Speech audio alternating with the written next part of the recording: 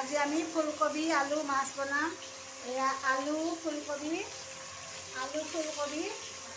আৰু পানীলাও। এয়া মই মাছ ফ্ৰাই কৰি আছোঁ। মাছ বনাম এতিয়া। মাছ পানীলাও ফুলকবি এনেকুৱাকৈ বনাম আলু দি পেলাই মিক্স কৰি কিনে ধুনীয়াকৈ। এতিয়া মই মাছ ফ্ৰাই কৰি আছোঁ।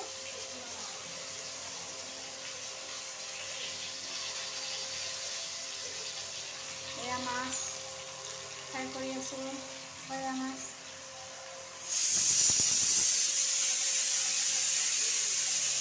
আইতাহঁতে বহি আছে ধুনীয়াকৈ।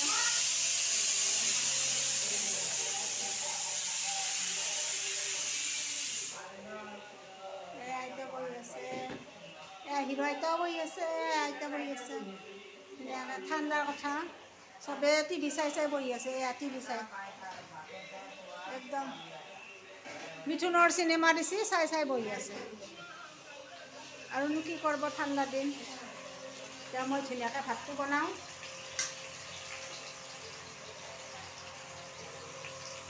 বহুত ঠাণ্ডা পৰিছে, জেকেট চেকেট পিন্ধি লৈ ভাত বনাই আছোঁ। কাৰণ মই ঠাণ্ডা খাব নোৱাৰোঁ বৰ্তমান। মানে কাপোৰ অকণমান বেছিকৈ লগা হৈছে মোক ঠাণ্ডাৰ কাৰণে। ইমান ঠাণ্ডা পৰিছে, গা বেয়া। সেইকাৰণে মোৰ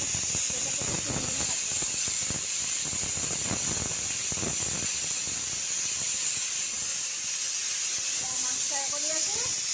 মাছ ফ্ৰাই কৰা হোৱা নাই। মই কেৱল মাছ ফ্ৰাই কৰাহে দেখাওঁ, এনেকৈ ভাবিব আপোনালোকে। মাছ সদায় প্ৰায় থাকে মানে, সেইকাৰণে এটা তৰকাৰী ভালকৈ বনাওঁ যিহেতুকে, সেইকাৰণে ময়ো খাওঁ যিহেতুকে ভালকৈ বনাওঁ আৰু মই নিজে।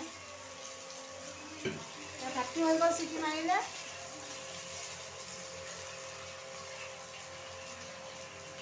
আমাৰ বড়ই বাসন দিয়েছে।